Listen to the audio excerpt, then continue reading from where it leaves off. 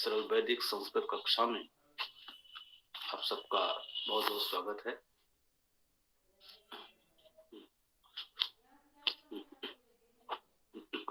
हम लोग इस समय आख्यातिक विभक्ति या लकारों पर चर्चा कर रहे थे।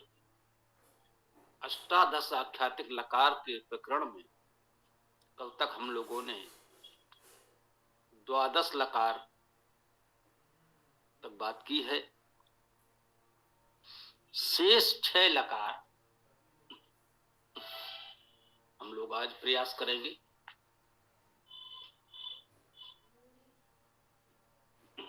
ये 13वां लकार इसमें दिया हुआ है निर्देश भूतकाल।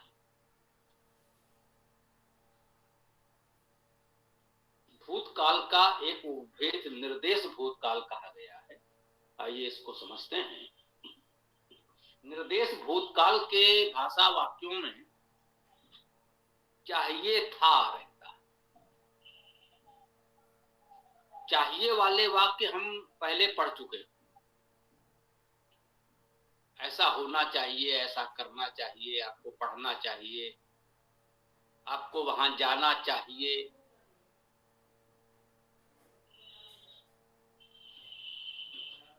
ये चाहिए जो हम कहते हैं वो सामान्यतः वर्तमान काल होता है। इसे आसन्न भविष्य काल में भी कहा जाना चाहिए। सामान्यतः जो निकट भविष्य होता है, बहुत ही निकट भविष्य होता है, लगभग वर्तमान के निकट, तो आसन्न भविष्य काल कहते हैं। भविष्य काल जो हम कहते हैं आपको वहां जाना चाहिए का भाव है कि आप अभी जाएंगे ना, अभी तो नहीं गए हैं, तो जाना तो भविष्य काल में ही। लेकिन सामान्यतः उसको हम वर्तमान काल में भी पढ़ते हैं प्रयोग व्यवहार के दृष्टि से। यहां निर्देश भूतकाल की बात कर रहे हैं, इसलिए इसको थोड़ा समझने का प्रयास किया गया। जब वह समय व्यतीत हो गया तब कहते हैं आपको ऐसा करना चाहिए, आपको वहां जाना चाहिए, आप नहीं गए, ये तो निश्चित हो गया, तभी कहा जा रहा है। जाना पहले था, भूतकाल में था, नहीं गए, तब कह रहे हैं कि वहां जाना चाहिए। तो ऐसे वाक्य बहुधा हम दैनिक जीवन में बोलते हैं, आपको जाना चाहिए। अब जरा प्रयास करें इसको संस्कृत में कैसे कहें। बोलचाल में हम लोग में बोल तो रहे हैं, ये संस्कृत भाषा को अपनाएंगे तो इस बात को हम संस्कृत में कैसे व्यक्त करें कि आपको जाना चाहिए, आपको पढ़ना चाहिए था, आपको ये कार्य करना चाहिए। तो संस्कृत वाक्य रचना करने के लिए संस्कृत वाक्यों में निर्देश आख्यातिक विभक्ति प्रत्यय वही जो हमने बताया कि पहले हम लोग इसका उपयोग कर चुके हैं। निर्देश वाक्यों में ये विधि वर्तमान काल भी हम लोगों ने इसको कहा।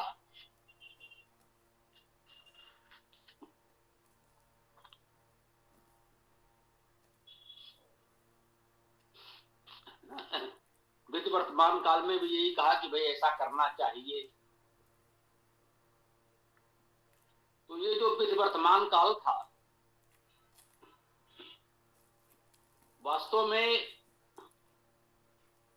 निर्देश भूतकाल कहें या विधि भूतकाल कह ले, नामकरण से बहुत अंतर नहीं पड़ता। जैसा कि आपने देखा लकारों के नाम बस रख दिए गए, उन शब्दों का कोई विशेष महत्व नहीं है। इसे निर्देश भूतकाल कह सकते हैं, विधि भूतकाल कह सकते हैं। जो इसके पहले हम लोगों ने विधि लकार पढ़ा है, विधि वर्तमान काल पढ़ा है, उसी से यह विधि भूतकाल भी बनेगा। तो जो निर्देश आख्यातिक विभक्ति हैं विधिलिंग लकार जिसे कहते हैं, चाहिए के अर्थ में विधिलिंग लकार का प्रयोग होता है। वही विधि वर्तमान काल जिसे हम लोगों ने कहा, वही विधि लकार है या विधिलिंग लकार है।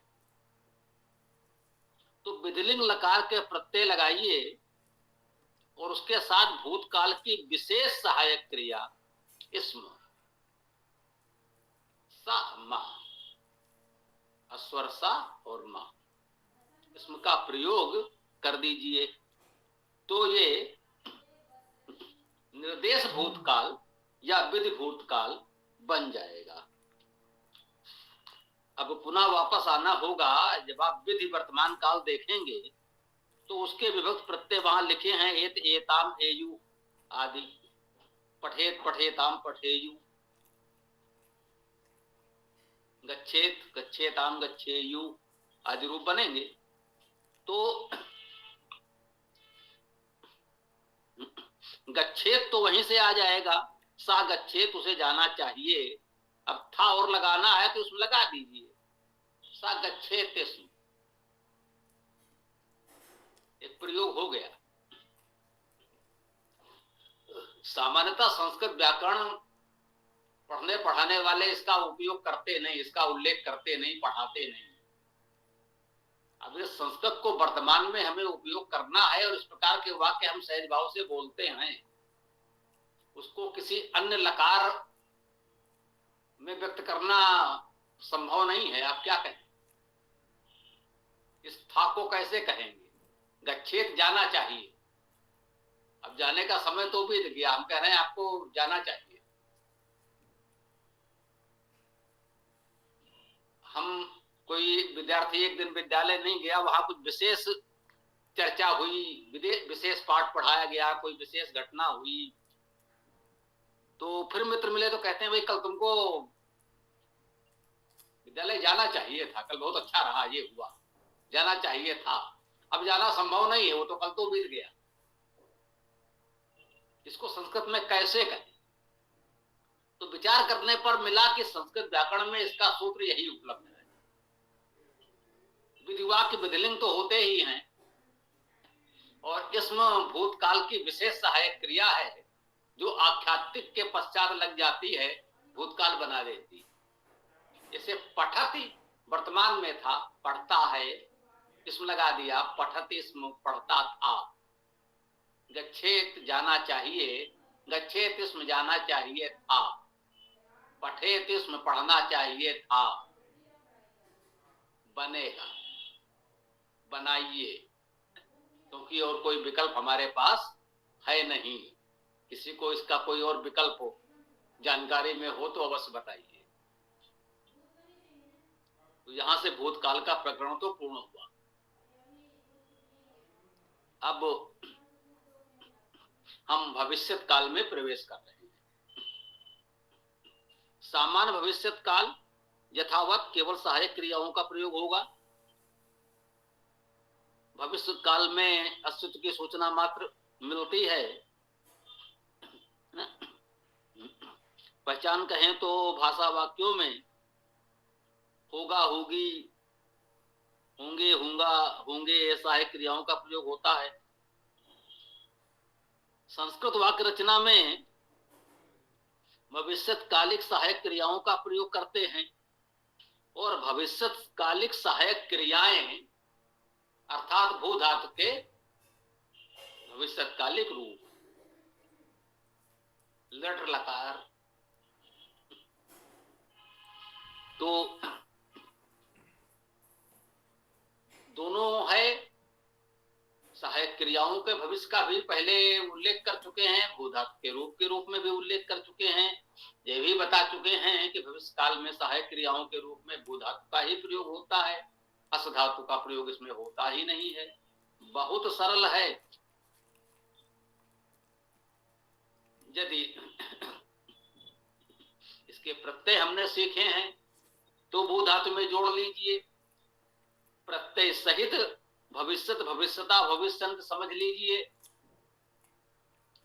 इससे प्रत्ययों को अलग करना सीख लीजिए जो सुविधाजनक लगे।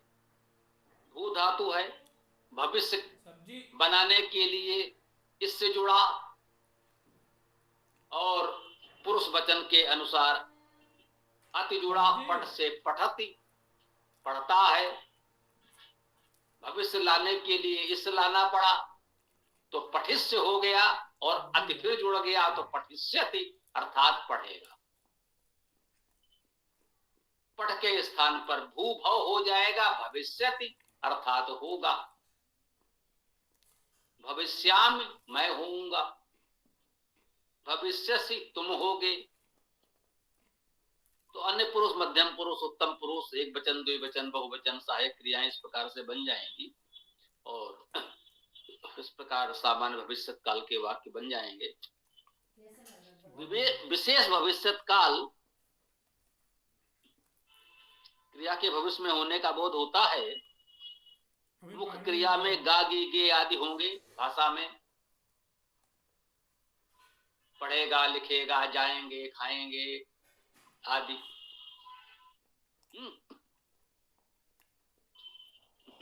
संस्कृत वाक्यों में इससे जोड़कर देखिए, भविष्य की पहचान यही इससे है। भू में इससे जोड़कर ही भविष्य बना है, तो ये इससे तो रहेगा। पूरे भविष्य काल में ये इससे तो होना चाहिए। तो संस्कृत वाक्यों में धातु में इससे जोड़कर, तो सबसे पहले इससे तो जोड़ लीजिए, तब हो जाएगा भविष्य। उसके पश्चात स्वभाव वर्तमान काल, जैसे अभी बताया भविष्यति आदि, उसी में पठ भी बता दिया। पठ इस अति, पठिष्यति वह पढ़ेगा। ये पहले भी हम लोग कह चुके हैं, इसके ई का लोप भी हो जाता है, कोई बात नहीं। और स्याही जुड़ता है, स्वाभाविक ई का लोप हो जाएगा तो हो जाएगा, तो विशेष भविष्य काल बन जाएगा।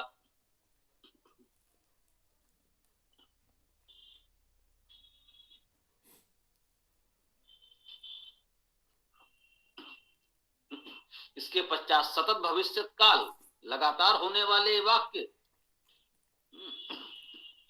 रहा होगा, रही होगी, रहे होंगे आदि लगेगा। या दूसरा रूप भी होता है, ता हुआ होगा, पढ़ता हुआ होगा, जाता हुआ होगा, खाता हुआ होगा। तो हुआ होगा से पहले मुख्य क्रिया में ता जुड़ा होगा, तो ये भी इसी में आता है। भविष्य में लगातार होने का सूचक है। तो संस्कृत वाक्यों में इसके लिए सतत बोधक अन, यही वर्तमान में भी लगाया, यही भूत में भी लगाया। अन प्रत्यय, पठन, पढ़ रहा। ठीक, अन जुड़ गया पठन में, तो पठन का अर्थ हो गया पढ़ रहा। अब वर्तमान, भूत, भविष्य जो भी हो उसकी सहायक क्रिया लगा दीजिए। पठन अस्ति, पठन भवति वर्तमान काल हो गया। पठन आसीत भूतकाल हो गया। पठन भविष्यति भविष्यत काल हो गया। तो भविष्यति, गमिष्यति, पठिष्यति, तो ये भविष्य काल की क्रिया जो भी बननी है बनेगी। और अन अर्थात सतत लकार का जो प्रत्यय हम लोगों ने निर्धारित किया, अन, वो वर्तमान, भूत, भविष्य तीनों में समान रूप से लग रहा है। ये हमने सीख लिया, ये बात भी पूरी हो गई। इसी प्रकार पूर्ण भविष्य काल में भी यही होगा। चुका होगा, चुकी होगे, चुके होंगे, कर लिया होगा, कर लिए होंगे आदि इस रूप में आया होगा। पढ़ लिया होगा, देख लिया होगा, ऐसे वाक्य होंगे। तो कैसे बनाएंगे? वही पूर्ण लकार के प्रत्यय वर्तमान भी आया, भूत भी उसी से बना, और भविष्य भी बनेगा, अर्थात सहायक क्रिया का प्रयोग कर देंगे और पूर्णता वाच्य प्रत्यय ता लगा देंगे। गतः अस्ति, चला गया है। गतः आसीत, चला गया था। सा गता भविष्यति, चला जाएगा, जा चुका होगा, है ना। तो ये सरलता से बात पूरी हो जाएगी। इसके बाद 18वां लकार हम लोगों ने इसमें लिख लिया है, आशीष वाक्य। अब इस लकार का प्रकरण समापन करें तो हम सब एक दूसरे को आशीष दें और लकार का प्रकरण पूर्ण हो जाएगा। तो आशीष कैसे देंगे, आशीर्वाद के वाक्य कैसे बनेंगे? आशीष वाक्यों में आशीर्वाद, शुभकामना आदि व्यक्त किया जाता है। इस भाषा वाक्यों में ओ ए आदि होता है। सुखी हो, खूब पढ़ो, बहुत उन्नत करो, ये आगे बढ़े, तो इस प्रकार के वाक्य होते हैं। भाव महत्वपूर्ण है, इसमें कोई चिन्ह खोजना महत्वपूर्ण नहीं है, वो तो केवल सरलता के लिए पहचान कुछ लिख दी जाती है। मुख्य बात है उसको, भाव को समझना। आशीर्वाद शुभकामना के लिए प्रयोग होगा।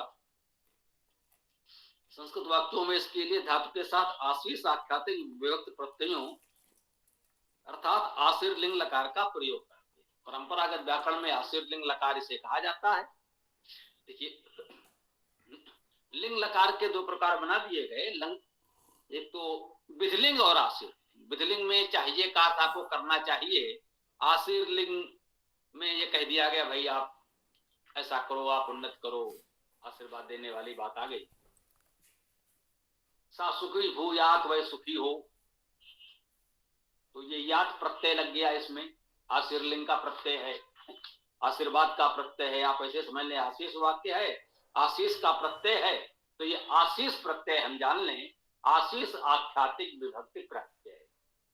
यात यास्ताम यासु, यात यास्ताम यासु, याह यास्तम यास्त, यासम यासु यास्मु, ये सभी धातुओं में लगते चले जाएंगे और आपके रूप बनते चले जाएंगे। अष्टादश आख्यातिक प्रकरणम, 18 प्रकार के लकार, अष्टादश आख्यातिक लकार हम लोगों के पूर्ण होंगे।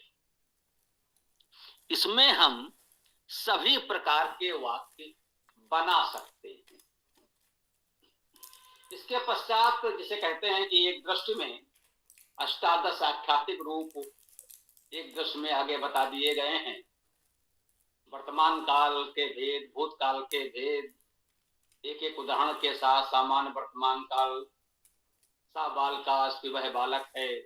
स्वभाव वर्तमान काल, सा पुस्तकम पठति, वह पुस्तक पढ़ता है।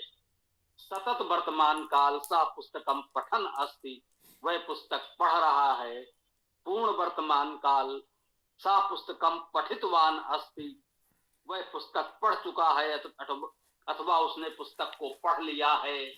विधान वाक्य, सा पुस्तकम पठतु, वह पुस्तक पढ़े।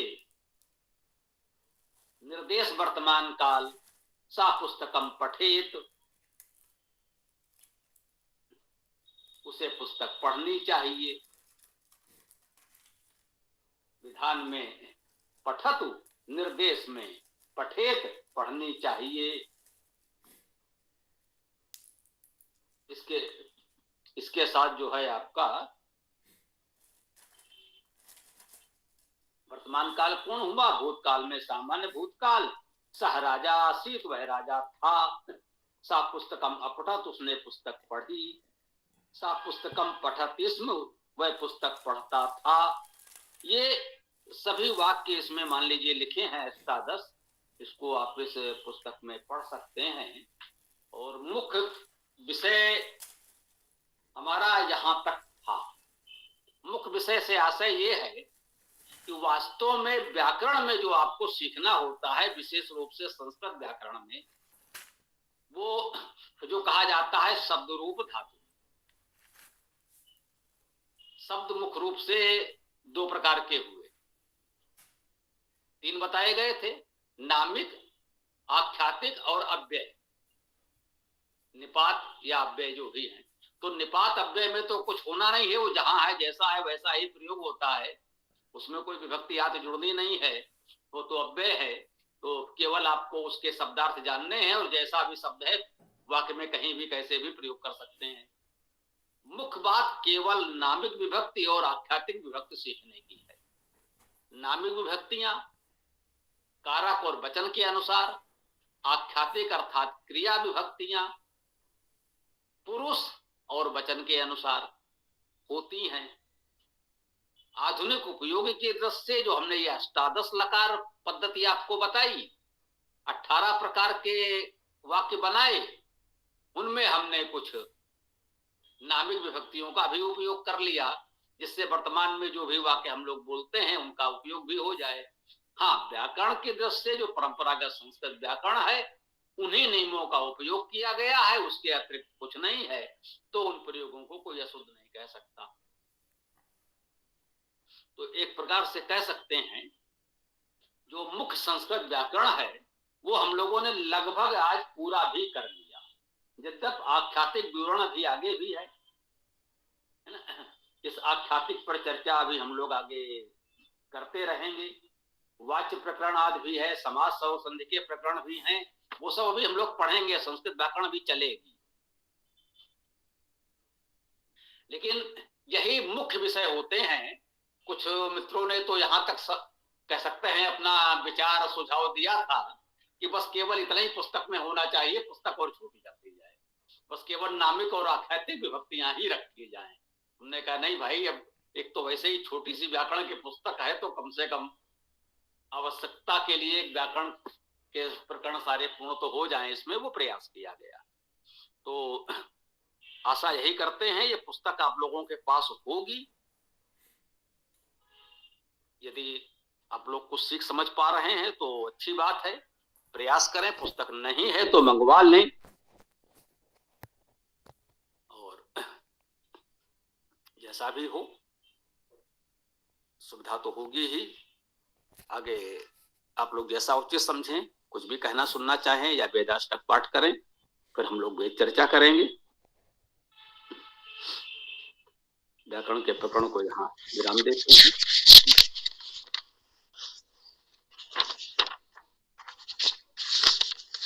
आचार्य जी, यहाँ पर एक जो आशीष वाला था उसमें एक अपन जैसे किसी को पैर छूते हैं तो कहते हैं आयुष्मान भव, तो इसमें आपने जो बात बताई वो वाली उपयोग में थोड़ा सा अस्थि वाली वो कम आती है, आयुष्मान भव, बुद्धिमान भव, पतिव्रता भव, ऐसा करते हैं, तो इसमें अंतर क्यों है? थोड़ा सा समझाएं जरा।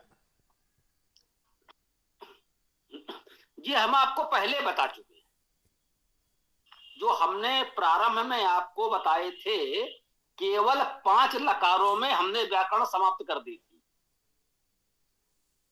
यदि आप ध्यान दें तो सरल आख्यात पद क्रिया रूप हमने बताए थे, उनमें केवल 5 बताए थे, 5 प्रकार के क्रियाएं, और उन 5 प्रकार के क्रियाओं से आपका सब कुछ हो सकता है। एक तो ये समझ ले। उसके पश्चात विस्तार करके हम अष्टादश पर 18 पर भी लाए आपको। तो वो जो होता है आयुष्मान भव, विजयी भव, वो उन 5 में आ गया, लोट लकार का प्रयोग किया गया। और हमने आपको बताया था कि इस लोट लकार में चलता है आशीर वचन आदि सब, इसका उपयोग हो जाता है। विधान वाक्य उसमें कहा गया था, चौथे पर था कि इन वाक्यों में आज्ञा, निर्देश, आशीष, शुभकामना, प्रार्थना आदि व्यक्त होते हैं। विधान वाक्य में सब होता है, ठीक है। ठीक आचार्य जी, वो शायद मैंने क्लास बाद में अटेंड करी थी तो वो मैं अटेंड नहीं कर पाया, उसके बाद ही मैंने शुरू करी थी। सही, धन्यवाद आचार्य जी, बहुत बहुत धन्यवाद। ये पुस्तक अभी आपके पास नहीं है क्या? इसको मंगवा आ गई, मिल गई मुझे पास है, आ गई। तो इसको एक बार पढ़ डालिए, पन्ने पलट लीजिए यूं ही, तो थोड़ा ये अनुभव हो जाएगा। तो जी, थैंक यू, धन्यवाद। ये उसमें दिया गया है। वैसे उन, हाँ, ये अच्छी बात आपने कह दी थी, समझ ले 5 में भी आपका कार्य हो जाएगा। इसलिए कहते हैं प्राथमिक स्तर पर तो वो 5 ही पढ़ाए जाएं। उन 5 के भरोसे आप दैनिक जीवन में संस्कृत भाषा का प्रयोग कर सकते हैं, परंतु साहित्य में अन्य लकारों का प्रयोग हुआ है, एक बात। और दूसरा, जैसे अब इस प्रकार से जब हम लोग बोलते हैं तो उनको थोड़ा अंतर करना, स्पष्ट करना आना चाहिए, जो भी भाषा हम अपनाएं। तो हमने कहा कि अगले स्तर पर हम आपको 18 पढ़ा रहे हैं, पहले स्तर पर तो 5 पे ही पूरा कर दिया था, 5 में भी बात बन जाएगी, 18 हो जाएंगे तो बहुत अच्छा, कुछ और होगा तो देखेंगे। हाँ, कुछ और सज्जन आप कुछ कहना चाह रहे हैं, हाथ उठाया है तो बताइए, कुछ कहना चाहते हो।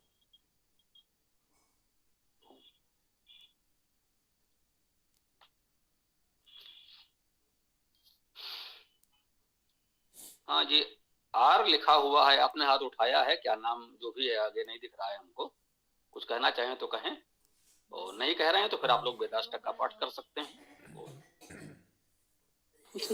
ओम जी गुरु जी। ऋग्वेद प्रथम मंत्र। ओम अग्निमीडे प्रोहितम यज्ञस्य देवं ऋत्विजं होतारं रत्नधातमम्। जी धन्यवाद। गुरु जी प्रणाम।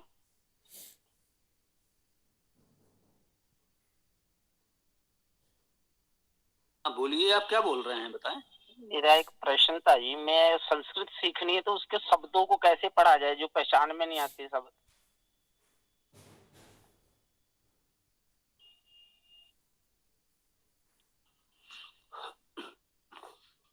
ये सरल संस्कृत व्याकरण पुस्तक है आपके पास? हाँ जी हाँ, ये मंगा ली थी मैंने। जैसे कुछ शब्दों का उच्चारण करना हो, उसको पहचान नहीं होती, शब्दों कैसे हुई। इसमें दिए हैं संयुक्त वर्ण वाले समस्या संभवता आपकी है, कुछ आप बताइएगा तो हम आपको बता देंगे। एक अच्छा इसे शुरुआती में जैसे लिखा होता ना त्रात्रो, ऐसे कोई पुस्तक मिल जाएगी जिससे सरलता पूर्वक सीखा जाए। सरल संस्कृत व्याकरण पुस्तक यदि आपके पास पहुंच गई है, हाँ जी, तो व्याकरण की कोई पुस्तक है नहीं हमारी जानकारी में। अच्छा, ठीक है जी, धन्यवाद। इसको एक बार पढ़ने का प्रयास करें, हम इसको कहते हैं जो एक बार इसे आप पलट लें, अच्छा, ये पता चल जाए कहां पर क्या है, फिर आपका सारा समाधान हो जाएगा। नहीं, जैसे कोई मंत्रों का उच्चारण करना होता तो शुद्ध नहीं होती ना, अशुद्धियां बहुत आती हैं उच्चारण करने में। वो धीरे धीरे शुद्ध होगा ना, वेद की कक्षा भी हम इसीलिए चला रहे हैं, आपको वेद ही हमारा उद्देश्य है, तो वो तो हम आपका करा ही देंगे भैया, आप जुड़े रहे हैं, धीरे धीरे वो सब हो जाएगा। जो समस्या हो वो बताइए कि भाई यहाँ पर हमको ये समस्या आ रही है, हम बता देंगे, हो जाएगा। ठीक है, धन्यवाद। हाँ, आपने हाथ उठाया था, हम आपसे कह रहे थे बोलिए, लेकिन आप बोले नहीं, कोई बात नहीं।